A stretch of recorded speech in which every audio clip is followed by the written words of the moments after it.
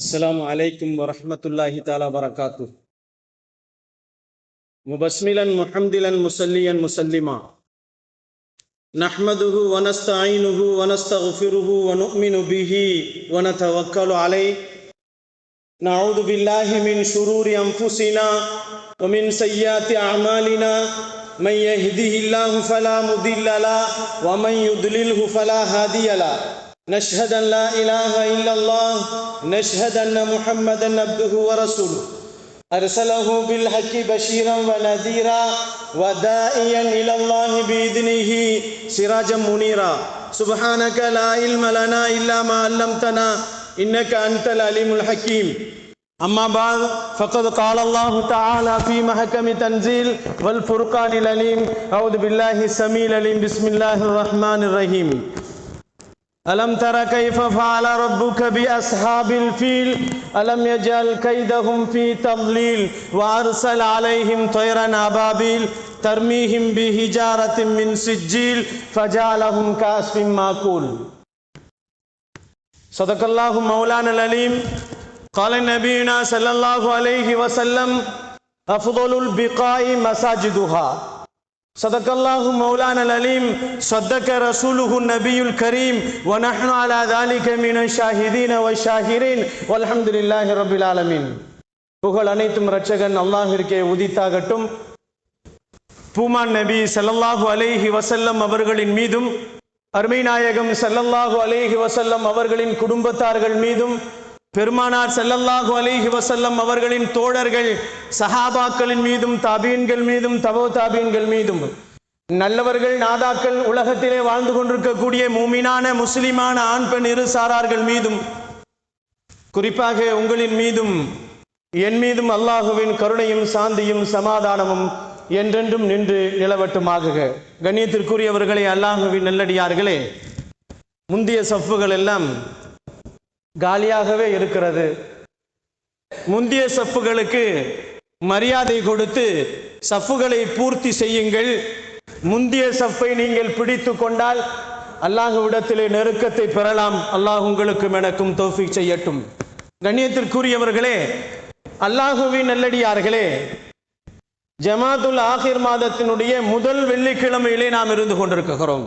அல்லாஹு ஜல்ல ஷானஹு தஆலா வெள்ளிக்கிழமையினுடைய பரக்கத்தை வந்திருக்கக்கூடிய உங்களுக்கும் வரவிருக்கக்கூடிய நண்பர்களுக்கும் எனக்கும் என்னுடைய குடும்பத்தாருக்கும் உங்களுடைய குடும்பத்தாருக்கும் அல்லாஹ் கைராத்துக்களையும் பரக்காத்துக்களையும் அதிகப்படுத்துவானாக.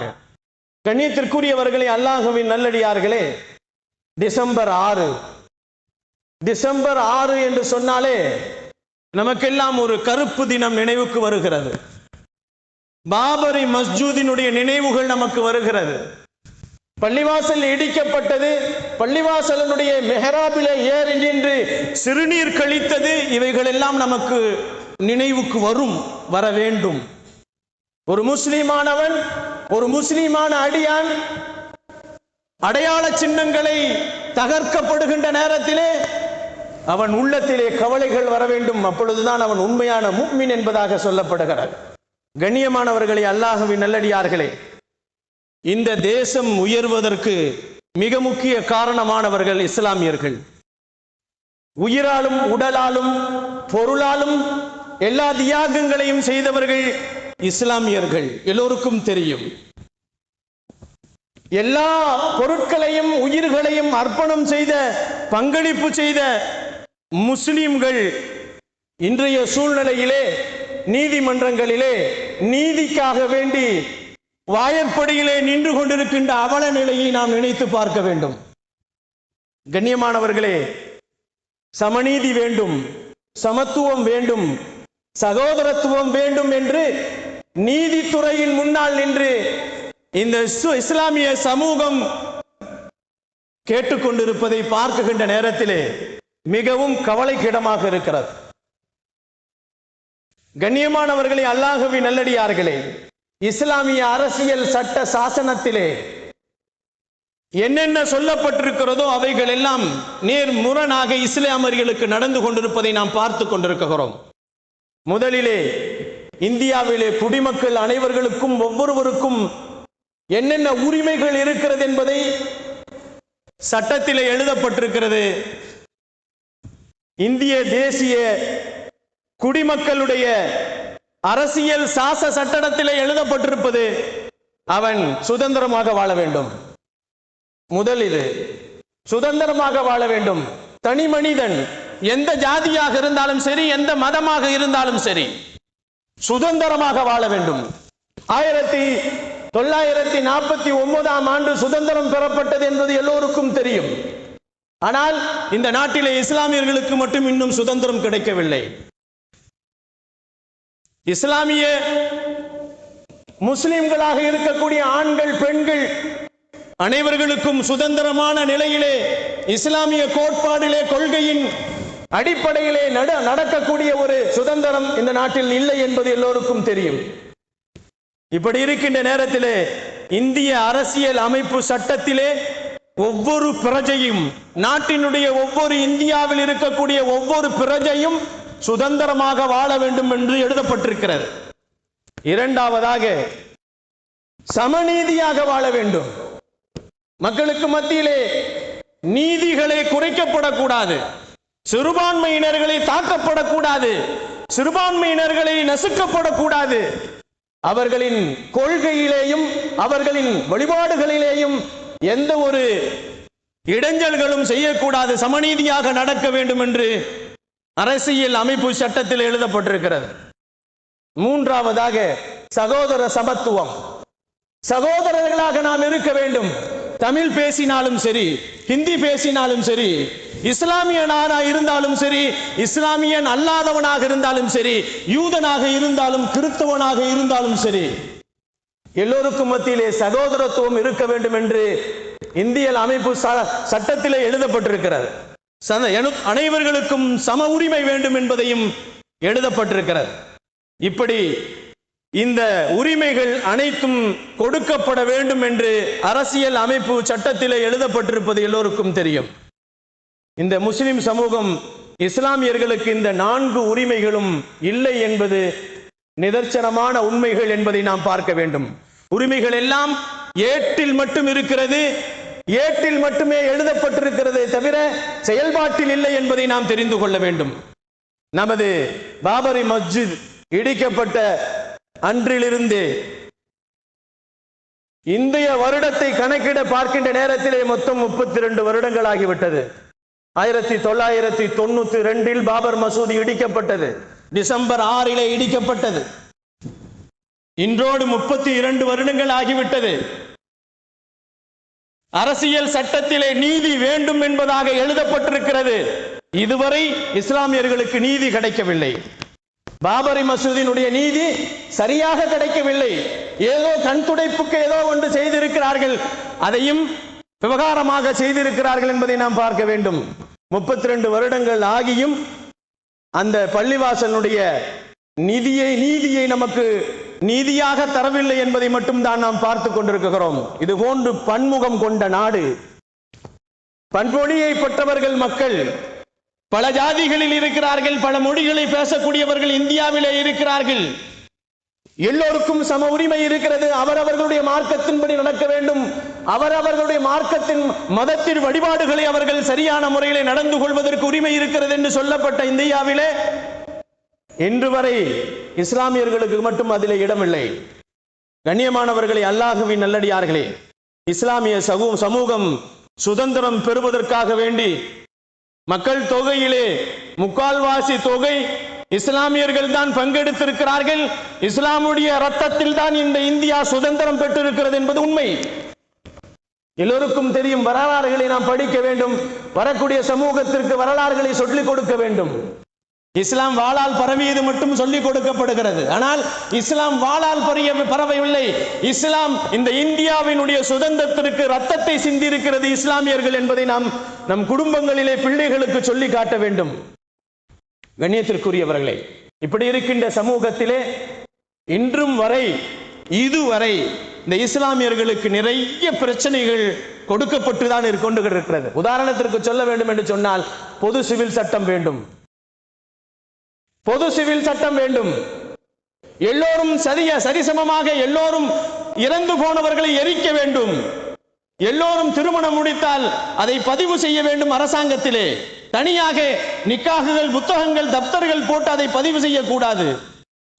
அது அரசாங்கத்திலே பதிவு செய்யப்பட வேண்டும் என்றெல்லாம் பொது சிவில் சட்டம் என்பதாக கொண்டு வரப்பட்டது. அதையும் இந்த பன்முகம் கொண்ட நாட்டிலே, இந்தியாவிலே இஸ்லாமியர்களுக்கு மிக நிதர்சனமாக சிரமங்களை கொடுக்கப்பட்டுக் கொண்டிருப்பதை நாம் பார்த்து கொண்டிருக்கிறோம். மத ரீதியாக பாகுபாடுகள் நடத்தப்பட்டு கொண்டுதான் இருக்கிறது. இன்னும் உதாரணம் சொல்லப்பட வேண்டும் என்று சொன்னால் நிறைய உதாரணங்கள் இருக்கிறது. மத சம்பந்தமான உரிமைகள் பறிக்கப்படுகிறது. பாங்கு சொல்வதற்கு உரிமை இல்லை. பாங்கு சொல்வதற்கு ஒளிபெருக்கிகளை போடக்கூடாது. ஒளிபெருக்கிகளிலே சவுண்ட் வைக்க கூடாது. இதனால் எங்களுக்கு மன உளைச்சல் ஏற்படுகிறது என்று நிறைய பேர்கள் இதற்கு எதிர்ப்பு தெரிவிக்கிறார்கள். இது ஒரு பக்கம் இருக்கட்டும். ஒரு பள்ளிவாசலை கட்ட வேண்டும் என்று சொன்னால் 1000 பிரச்சனைகளை நாம் சந்திக்க வேண்டியது இருக்கிறது. நிறைய பள்ளிகளை நாம் பார்க்கிறோம். பள்ளிவாசலை கட்டுகிறார்கள், இடையிலே அதை நிறுத்தப்படுகிறது, பள்ளியாகவே பூர்த்தியாக நிறைய இருந்து கொண்டிருக்கிறது. சில பள்ளிகள் கட்டப்படுகிறது, அந்த பள்ளிகளிலே பாங்கு சொல்வதற்கு அனுமதி இல்லை, மைக்கு வைப்பதற்கு அனுமதி இல்லை. இவைகள் எல்லாம் நிறைய நடந்து கொண்டிருக்கிறது சமூகத்திலே. இஸ்லாமியர்கள் இதை பற்றி சிந்திப்பதில்லை. முஸ்லிம்களாக இருக்கக்கூடியவர்கள் இதை பற்றி நாம் சிந்திக்காமலேயே நடந்து கொண்டிருக்கிறோம். கண்ணியத்திற்குரியவர்களே, அல்லாஹ்வின் நல்லடியார்களே, புதிதாக கட்ட வேண்டிய பள்ளிவாசல்களுக்கு மத்தியிலே நிறைய ஷரத்துகளையும் நிறைய சட்டங்களையும் ஏற்றி புதிதாக பள்ளிவாசலை கட்டுவதற்கு எதையெல்லாம் தடையாக இருக்க வேண்டுமோ தடைக்கல்லாக இன்றைய மதவாத அரசியல்வாதிகள் நடத்தி கொண்டிருப்பதை நாம் பார்த்துக் கொண்டிருக்கிறோம். பொதுவாக சொல்ல போனால் உத்தரவு இருக்கிறது, உத்தரவாதம் இல்லை. உத்தரவு கொடுக்கப்பட்டிருக்கிறது, பள்ளிவாசல் கட்டுவதற்கு உத்தரவு கொடுக்கப்படும், ஆனால் உத்தரவாதம் இல்லை. பேப்பரில் எழுதப்படும், ஏட்டிலே எழுதப்படும், ஆனால் அவர்களை அமல் செய்வதற்கு அங்கு அனுமதி இல்லை. கண்ணியமானவர்களே, அல்லாஹ்வின் நல்லடியார்களே, வாங்கு சொல்வதற்கு கூடாது என்று பல நாடுகளிலே தடை செய்யப்பட்டிருக்கிறது. குர்ஆனை ஓதக்கூடாது என்று பல இடங்களிலே தடை செய்யப்பட்டிருக்கிறது. இவைகள் எல்லாம் வெளிநாடுகளில் தான் நடந்து கொண்டிருக்கிறது என்பதாக நாம் நினைத்துக் கொள்ள வேண்டாம். நம் நாட்டுக்கு வருவதற்கு எவ்வளவு நேரங்கள், எவ்வளவு காலங்கள் ஆகும் என்பதை யோசித்து பார்க்க வேண்டும். மீண்டும் ஒரு ஸ்பெயின் இந்தியாவாக மாறுமோ என்ற ஒரு சூழ்நிலை ஆகிக் கொண்டிருப்பதை நாம் பார்த்துக் கொண்டிருக்கிறோம். கண்ணியமானவர்களே, பள்ளிவாசல் கட்டடங்களை கட்டுவதற்கு முன்னால் இடங்களிலே பிரச்சனை செய்வது, இடங்களை தருவதற்கு மறுப்பது, யார் இடம் தருகிறார்களோ அவர்களுக்கு இன்னல்கள் தருவது, இவைகளெல்லாம் இந்த இஸ்லாமியர்களுக்கு ஏற்படுகின்ற சமநீதிகள் நிறைய மறுக்கப்படுகிறது. நிறைய சமநீதிகள் மறுக்கப்படுவதனால் இஸ்லாமியர்கள் மிகவும் மன உளைச்சலிலே இருப்பதை நாம் பார்த்துக் கொண்டிருக்கிறோம். நீதிபதிகளை வைத்து சில விஷயங்களை இஸ்லாமியர்களுக்கு எதிர்ப்பாக நடத்தப்படுகிறது. இது மட்டுமல்ல, கண்ணியமானவர்களே, அல்லாஹ்வின் நல்லடியார்களே, மனம் போன போக்கிலே நீதிபதிகள் தீர்ப்பு செய்து கொண்டிருக்கிறதை நாம் பார்த்துக் கொண்டிருக்கிறோம். அவர்கள் பதவி போகிவிடும் என்பதற்காக வேண்டி இஸ்லாமியர்களுக்கு எதிர்ப்பாக தீர்ப்பு சொல்லக்கூடிய நீதிபதிகளும் இந்த நாட்டிலே இருக்கத்தான் செய்கிறார்கள். நீதிபதி என்று வெட்கமில்லாமல் தங்களை சொல்லிக் கொண்டிருக்கிறார்கள். நீதியே இல்லாமல் வாழக்கூடியவர்கள் நீதிபதிகள். நீதி செத்து போய்விட்டது. இன்றைய காலகட்டத்திலே நீதி என்பது மனித சமுதாயத்திற்கு மத்தியிலே இறந்து போய்விட்டது என்றுதான் சொல்ல முடியுமே தவிர, நீதி என்பது இஸ்லாமியர்களுக்கு மட்டும் இல்லாமல் போய்விட்டது. கண்ணியமானவர்களே, அல்லாஹ்வின் நல்லடியார்களே, இன்னும் ஒருபடி இறங்கி போக சொன்னால் இப்படி சொல்லலாம், நீதிபதிகள் எல்லாம் குரங்கை பார்த்து நீதிபதி அவர்கள் நீதி செய்கிறார்கள், அவர்கள் தீர்ப்பு செய்கிறார்கள் என்பதாக சொல்லப்படுகிறது. சில நேரங்களிலே சினிமாவை பார்த்து கூட அவர்கள் தீர்ப்பு செய்கிறார்கள் என்று சொல்லலாம். நீதிபதிகள் நீதியை விசாரணை செய்து எதையுமே நீதியாக அவர்கள் கொடுப்பதில்லை. குரங்கு செய்யக்கூடிய பண்டங்களை பங்குப்பது போன்று அவர்களுக்கு லாபம் ஏற்படுகின்ற நேரங்களிலே நீதியை சொல்லக்கூடியவர்கள், காசுக்காக வேண்டி கேஸையே மாற்றக்கூடியவர்கள், சூட்கேஸ் சென்றால் கேஸை மாற்றக்கூடியவர்கள் தான் இன்றைய நீதிபதிகள் இருந்து கொண்டிருக்கிறார்கள் என்பதை நாம் செய்திகளிலே நாம் பார்த்துக் கொண்டிருக்கிறோம். கண்ணியத்திற்குரியவர்களே, அல்லாஹ்வின் நல்லடியார்களே, அநியாயமாக தீர்ப்பு வழங்கக்கூடியவர்கள், அநியாயமாக அநீதியாக தீர்ப்பை வழங்கக்கூடியவர்கள். தீர்ப்பு என்று சொன்னாலே நீதம்தான். நீதத்திற்கு புறம்பாக அவர்கள் தீர்ப்பை வழங்குகிறார்கள் என்று சொன்னால் நீதிபதிக்கே அவர்கள் அருகதையற்றவர்கள் என்பதை நாம் சொல்லிவிட முடியும். ஒரு காலத்திலே முஸ்லிம்களும் இந்துக்களும் சகோதர சமயத்தவர்களும் மாமான் மச்சான்களாக, அண்ணன் தம்பிகளாக, சகோதரன் சகோதரிகளாக வாழ்ந்த காலங்கள் போகிவிட்டது. சமத்துவம் போகிவிட்டது, சகோதரத்துவம் போகிவிட்டது, சமநிலைகள் போகிவிட்டது, ஒருவருக்கு ஒருவர் மத்தியிலே பரஸ்பரம் போகிவிட்டது. ஒருவருடைய திருமணத்திலே அடுத்த சகோதர சமயத்தவன் கலந்து கொள்கிறான், சகோதர சமயத்தினுடைய திருமணத்திலே முஸ்லிம்கள் கலந்து கொள்கிறார்கள். இந்த சகோதரத்துவம் செத்து போய்விட்டது. கண்ணியத்திற்குரியவர்களே, அல்லாஹ்வின் நல்லடியார்களே, இது இப்படியாக போய்கொண்டு மனித சமூகத்திலே சகோதரத்துவத்தை துண்டித்தார்கள், சமநிலையை துண்டித்தார்கள். கடைசியாக கலவரங்களை உருவாக்கினார்கள். குஜராத் கலவரம், கோயம்புத்தூர் கலவரம் என்றெல்லாம் சொல்ல போனால் மும்பையிலே கலவரங்கள், சூரத்திலே கலவரங்கள், இது போன்று எங்கெல்லாம் கலவரங்கள் நடக்கிறதோ அங்கெல்லாம் முஸ்லிம்களின் பொருளாதாரத்தை சூறையாடுவது.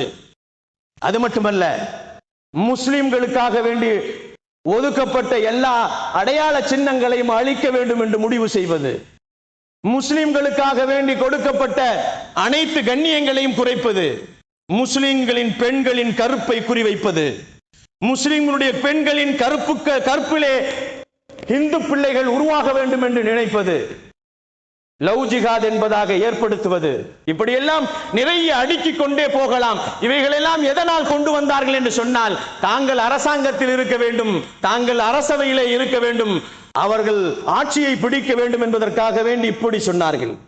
ஒவ்வொரு இயக்கத்திற்கும் ஒரு பைலா இருக்கிறது. ஒவ்வொரு இயக்கத்திற்கும் ஒரு பைலா. எப்படி என்று சொன்னால், அந்த பைலா எனப்படுவது என்னவென்று சொன்னால் செயல் திட்டம் என்று சொல்லுவார்கள். இஸ்லாமியர்கள் இருந்தால் அவர்கள் ஒரு செயல் திட்டம் வைத்திருப்பார்கள். காபிர்களாக இருந்தால் அவர்கள் ஒரு செயல் திட்டம் வைத்திருப்பார்கள்.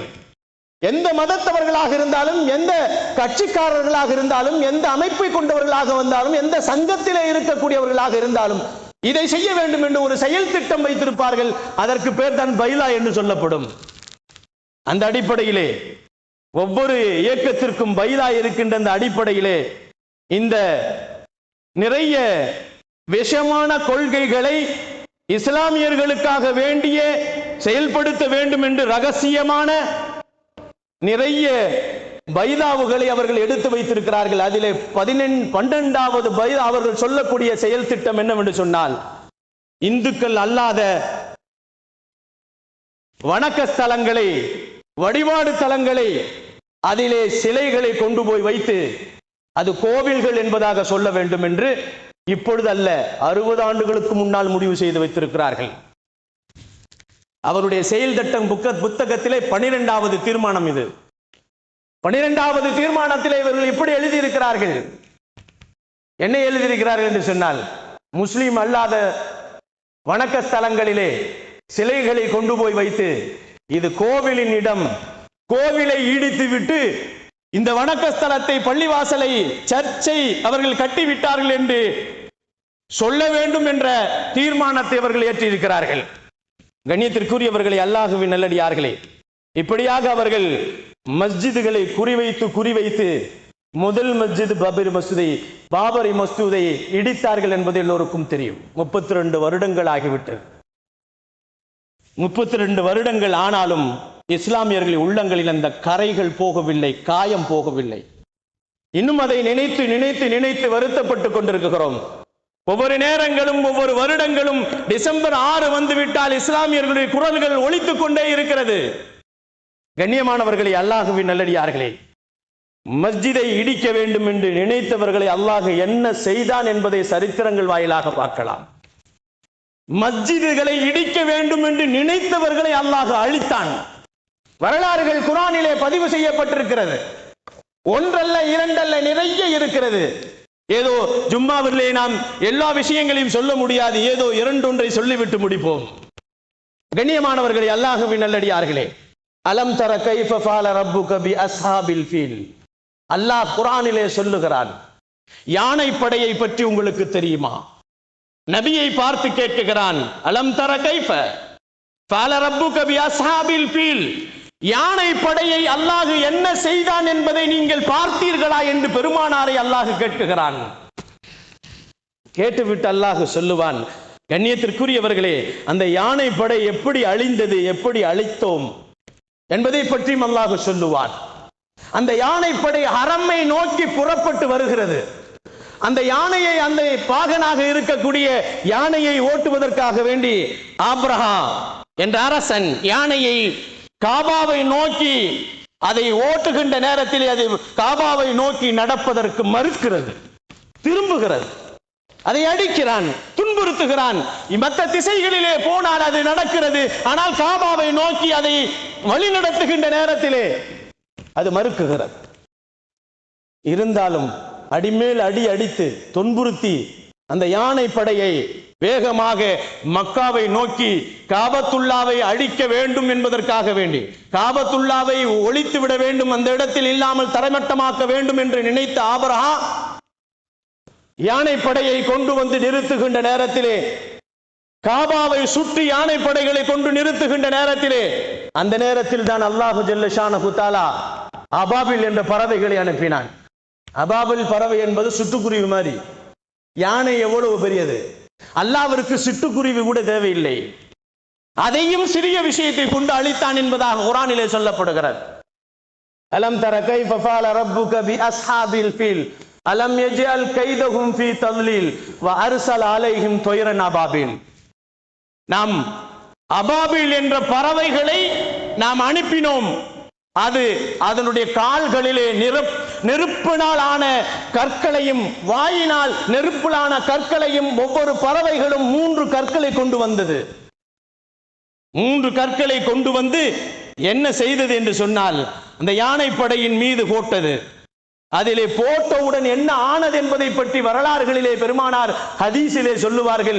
அந்த யானை படையின் மீது போடப்பட்ட அந்த கல் ஒரு சின்ன கல் தான். எந்த அளவிற்கு என்று வர்ணிக்கின்ற நேரத்திலே வரலாற்று ஆசிரியர்கள் சொல்லுகிறார்கள், துவரம் பருப்பை விட சின்னது என்று சொல்லுகிறார்கள்.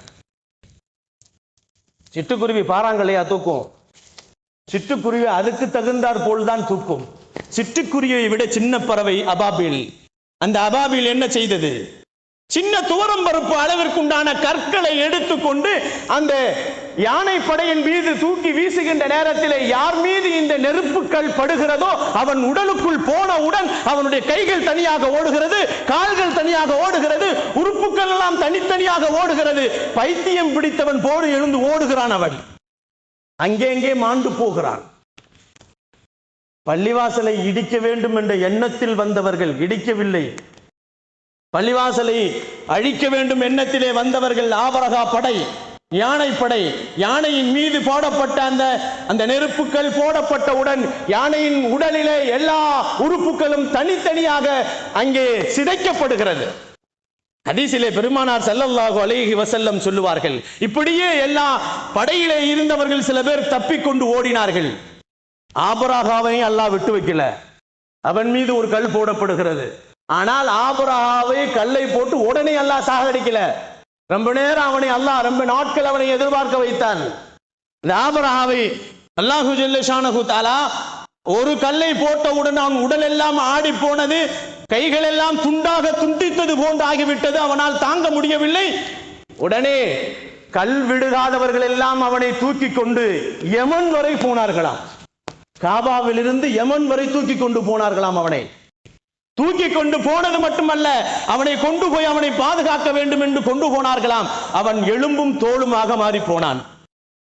எலும்பும் தோலுமாக மாறி போய் ஒரு கோழி குஞ்சை போன்று அவன் ஒரு இடத்திலே உட்கார்ந்திருந்தான். அவனை அல்லாஹ் எப்படி சாகடித்தான் தெரியுமா? வரலாறுகளிலே சொல்லும் பொழுது சொல்லுகிறான், அவன் சாகும் பொழுது அவன் இதயத்தை வாயிலே வாந்தி எடுத்து செத்து போனான் என்பதாக வரலாறு இருக்கிறது. மஸ்ஜிதுகளை அழிக்க வேண்டும் என்று நினைப்பவர்களின் நிலை இப்படித்தான் ஆகும். ஆனால் சீக்கிரமாக ஆகாது. அவர்களுக்கு அல்லாஹ் நிறைய வேதனைகளை கொடுப்பான், நிறைய கஷ்டங்களை கொடுப்பான், நிறைய தொந்தரவுகளை செய்வான், நிறைய சோதனைகளை கொடுப்பான். அவர்களை சோதித்து சோதித்துத்தான் அவர்களை மனிதர்களுக்கு முன்னால் பள்ளிவாசலை அவர்கள் அழிக்க வேண்டும் என்று நினைத்தவர்களை இப்படித்தான் அழிப்போம் என்பதை அல்லாஹ் பாடம் காட்டுகிறான் குர்ஆனிலே, ஹதீஸிலேயும் நபிகள் நாயகம் ஸல்லல்லாஹு அலைஹி வஸல்லம் அவர்கள் நமக்கு சொல்லுவார்கள். இது ஒன்றல்ல, பைத்துல் முகத்தஸை அழிக்க வேண்டும் என்று புக்த் நஸர் என்ற ஒரு மனிதன், ஒரு அரசன், ஒரு மன்னன் மஸ்ஜிதை அழிக்க வேண்டும் என்று நினைக்குகிறான். அவனுடைய நிலைமையை அல்லாஹு ஜல்ல ஷானஹு தஆலா அவனுடைய மரணத்தை எப்படி ஆக்கினான் என்பதை வரலாறுகளிலே குறிக்கப்படுகிறது. பள்ளிவாசல்களை அழிக்க வேண்டும் என்று நினைத்த புக்து நஸராகிறவன் அவர் என்ன செய்தான்? பைத்துல் முகத்தஸை தரமட்டமாக ஆக்கிவிட்டான்.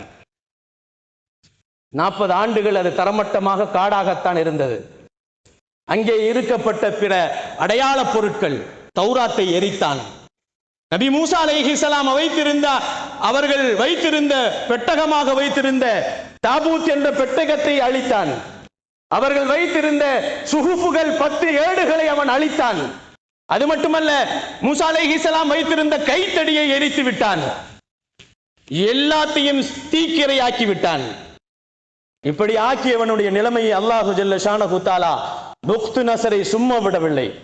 அல்லாஹ் அவனை ஒரு விலங்கை போன்று மாற்றிவிட்டான். காட்டிலே இருக்கக்கூடிய விலங்கை போன்று அவனை மாற்றிவிட்டது மட்டுமல்ல, அல்லாஹ் அவனை நிறைய நேரங்களிலே மற்றொரு அறிவிப்பிலே சொல்லப்படுகிறது, நம்ரூதை அல்லாஹ் எப்படி அவனை சித்திரவாதை செய்து அழித்தானோ அது போன்று கொசுவை கொண்டு அவனை அழித்தான் என்பதாக சொல்லப்படுகிறது.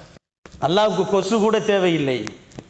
அல்லாஹுவின் பள்ளியை, இறை இல்லத்தை யாரெல்லாம் அழிக்க வேண்டும் என்று நினைக்கிறார்களோ, அழிக்கிறார்களோ, உடைக்கிறார்களோ, சிதைக்கிறார்களோ, அவர்களின் வரலாறுகளை நாம் ஒன்று ஒன்றாக பார்த்தால் கடைசியாக அவர்களுடைய நிலைமைகள் ரொம்பவும் மோசமாக இந்த உலகத்திற்கு படிப்பினையாக மாறி போவதை நாம் பார்த்திருக்கிறோம். காலங்கள் மிகவும் அட்டூழியமான காலங்களாக இருந்து கொண்டிருப்பதை நாம் பார்த்திருக்கிறோம். அந்த புக்த் நஸர் கடைசியாக அவனுடைய மண்டையிலே கொசு போய் அவனை கடித்து அவனால் தாங்க முடியாமல் அவனுடைய மரணத்தை அவனே தேடிக்கொண்டான் என்று வரலாறுகளிலே சொல்லப்படுகிறது.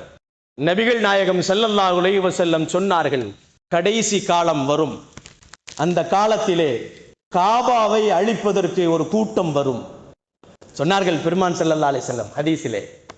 காபாவிலே ஒரு கூட்டம் வரும், ஒரு கூட்டம் காபாவை அழிக்க வேண்டும் என்று புறப்பட்டு வரும். அந்த கூட்டத்தை அல்லாஹ் என்ன செய்வான் தெரியுமா? பூமை பிளந்து அப்படியே உள்ளே உள்வாங்கிக் கொள்வான் என்று சொன்னார்கள் பெருமான் ஸல்லல்லாஹு அலைஹி வஸல்லம். அந்த கூட்டம் இந்த கூட்டமாக இருக்கலாமோ என்று சந்தேகிக்க வேண்டிய சூழ்நிலைகள் இருக்கிறது. அல்லாஹ் எப்பொழுதுமே நின்றுதான் கொள்வான். அரசன் அன்று கொள்வான், இறைவன் நின்று கொள்வான். பழமொழிகள் சொல்லுவார்கள், இது இயற்கை. நபிகள் நாயகம் ஸல்லல்லாஹு அலைஹி வஸல்லம் சொன்னார்கள், காபாவை தகர்ப்பதற்காக வேண்டி, தாக்குவதற்காக வேண்டி கடைசி காலத்திலே ஒரு கூட்டம் வரும். அவர்களை பூமி பிளந்து அவர்களை உள்வாங்கிக் கொள்ளும் என்று பெருமான் ஸல்லல்லாஹு அலைஹி வஸல்லம் சொல்லிவிட்டு, பெருமானார் ஸல்லல்லாஹு அலைஹி வஸல்லம் அவர்கள் சொன்னது மட்டுமல்ல, பூமியிலே உள்வாங்குவது மட்டுமல்ல, இந்த கூட்டம் மட்டுமல்ல, அங்கே இருக்கக்கூடிய நல்லவர்களையும் அழிக்கப்படுவார்கள் என்று சொன்னார்கள் பெருமான் ஸல்லல்லாஹு அலைஹி வஸல்லம். கடைசி காலத்துல ஒரு கூட்டம் காபாவை அழிக்க வரும். அந்த கூட்டத்தை அல்லாஹ் பூமிக்குள்ள அழிக்கிறது நியாயமான விஷயம். அங்கே இருக்கக்கூடிய வியாபாரிகள், அங்கே இருக்கக்கூடிய பொதுமக்கள், அங்கே இருக்கக்கூடிய நல்லவர்கள், இவர்களை எல்லாம் அழிக்கப்படும் என்று சொன்னார்கள் பெருமான் ஸல்லல்லாஹு அலைஹி வஸல்லம். இதை கேட்டவுடனே அன்னை ஆயிஷா சித்திகா ரலியல்லாஹு தஆலா அவர்கள் கேட்டார்கள், நாயகமே, கெட்டவர்களுக்கு தண்டனை கொடுப்பது நியாயம்தான், கெட்டவர்களை அழிப்பது நியாயம்தான் நாயகமே, நல்லவர்களை ஏன் அழிக்க வேண்டும் என்று கேட்டார்கள். பெருமான் ஸல்லல்லாஹு அலைஹி வஸல்லம் இடத்திலே அருமை நாயகம் பதில் சொன்னார்கள், ஆயிஷா, கெட்டவர்களுக்கு வருகின்ற மழையும் நல்லவர்களுக்கு கிடைக்கும், கெட்டவர்களுக்கு இறங்கக்கூடிய ஆபத்துகளும் வேதனைகளும் நல்லவர்களுக்கும் கிடைக்கும், நல்லவர்களுக்கு வருகின்ற மழைகள் கெட்டவர்களுக்கும் கொடுக்கப்படுகிறது அல்லவா, அதுபோன்று கெட்டவர்களுக்கு வருகின்ற ஆபத்துக்கள், அல்லாஹ்வினுடைய வேதனைகள் அனைத்தும் நல்லவர்களையும் தாக்கும் என்று சொன்னார்கள். ஆனால் மறுமையிலே அவர்களுக்கு தகுந்தாற் போல் அவர்களுக்கு நன்மைகளை கொடுக்கப்படும், கூலிகள் கொடுக்கப்படும் என்று சொன்னார்கள் பெருமான் ஸல்லல்லாஹு அலைஹி வஸல்லம். அவர்கள் அழிக்கப்பட்டாலும் அவர்கள் செய்த அமல்கள் வீணடிக்கப்படுவாது. அவர்கள் செய்த நன்மைகள், அவர்கள் நன்மைகள் நல்லவர்களாக இருந்தாலும் மறுமையிலே அவர்களுக்கு நல்ல கூலிகளை கொடுக்கப்படும் என்ற விஷயத்தை பெருமானார் ஸல்லல்லாஹு அலைஹி வஸல்லம் அவர்கள் நமக்கு சொல்லி காட்டினார்கள் என்று சொன்னால், கண்ணியத்திற்குரியவர்களே, அல்லாஹ்வின் நல்லடியார்களே, காலங்கள் கெட்டு போய் கொண்டிருக்கிறது. வர வர இன்னும் போனால் தஜ்ஜால் வந்து விடுவானோ என்ற சந்தேகங்கள். அருமைநாயகம் ஸல்லல்லாஹு அலைஹி வஸல்லம் அவர்கள் அதைத்தான் சொன்னார்கள், நீங்கள் துஆ கேட்கின்ற நேரத்திலே தஜ்ஜால் விஷயத்திலே துஆ கேளுங்கள். அல்லாஹும்ம இன்னி அஊது பிக மினல் ஜுப்னி வல் புகுல் வ நஊது பிக மின் அர்தலில் உமூர் வ நஊது பிக மின் ஃபித்னத்தி மஸீஹி தஜ்ஜால் வல் மஹ்யா வல் மமாத் என்று துஆ செய்யுங்கள். யார் தஜ்ஜாலுக்காக வேண்டி பாதுகாத்து துஆ செய்கிறார்களோ அவர்களை அல்லாஹ் தஜ்ஜாலினுடைய சோதனையில் இருந்து பாதுகாத்து விடுவான் என்று பெருமானார் சொல்லி இருக்கிறார்கள். இதனால் பெருமானார் ஸல்லல்லாஹு அலைஹி வஸல்லம் இந்த உம்மத்திற்கு கொடுத்திருக்கின்ற மிகப்பெரிய வலிமை என்ன தெரியுமா? துஆ தான். துஆ. அவன் கையேந்தி கேட்க வேண்டும். மனிதனிடத்திலே தவக்குல் வேண்டும். அதிலே அதிகமாக வேண்டிய தவக்குல் எப்பொழுது வேண்டும் என்று சொன்னால், அவன் கரங்களை ஏந்துகின்ற நேரத்திலே இறைவனின் மீது முழு நம்பிக்கை. என் ரப்பு என்னை பாதுகாப்பான், என் உம்மத்தை பாதுகாப்பான், என் மஸ்ஜிதை பாதுகாப்பான், என்னுடைய உடைமைகளை பாதுகாப்பான் என்று முழுமையாக யார் நம்பி தவக்குலோடு அல்லாஹ்விடத்தில் கேட்கிறார்களோ நிச்சயமாக அதை அல்லாஹ் ஏற்றுக்கொள்கிறான் என்று அருமைநாயகம் ஸல்லல்லாஹு அலைஹி வஸல்லம் நமக்கு சொல்லி தந்திருக்கிறார்கள். ஆக நம்மால் முடிந்தது போரிட முடியாது. இப்பொழுது நம்மால் முடிந்தது இறைவனிடத்தில் கையேந்தத்தான் முடியும். மறக்க வேண்டாம், மறந்தும் இருக்க வேண்டாம்.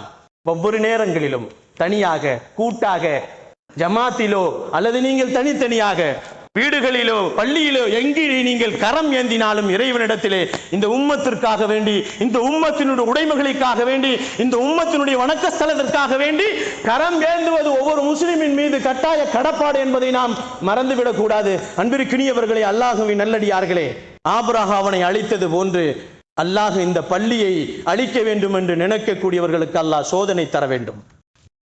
புக்து நஸர் எப்படி பைத்துல் முகத்தஸை அழித்தானோ அதுபோன்று அவனை அழித்து சோதனைக்குள்ளாக்கப்பட்டது போன்று பள்ளிகளை அழிக்க நினைப்பவர்களுக்கு அல்லாஹு தஆலா அழிவை தர வேண்டும். அல்லாஹு ஜல்ல ஷானஹு தஆலா வாழும் காலங்கள் எல்லாம் காபாவிற்கு சென்று தவாஃப் செய்யக்கூடிய பாக்கியசாலிகளாக, வாழும் காலங்கள் எல்லாம் பெருமானார் ஸல்லல்லாஹு அலைஹி வஸல்லம் அவர்களை கனவிலும் நினைவிலும் கண்டுகளிக்கின்ற பாக்கியசாலிகளாக, வாழும் காலங்கள் எல்லாம் களிமாவை சொல்லி களிமாவின்படி நடந்து களிமாவை மொழிந்தவர்களாக மரணிக்கின்ற நல்ல பாக்கியசாலிகளாக அல்லாஹ் என்னையும் என்னுடைய குடும்பத்தாரையும் உங்களையும் உங்களுடைய குடும்பத்தாரையும் உலகத்திலே முஸ்லிமாக பிறந்திருக்கக்கூடிய ஆண் பெண் எல்லா உயிர்களுக்கும் அல்லாஹு தஆலா இந்த ஒரு பாக்கியத்தை தந்தருள் பாலிப்பானாக.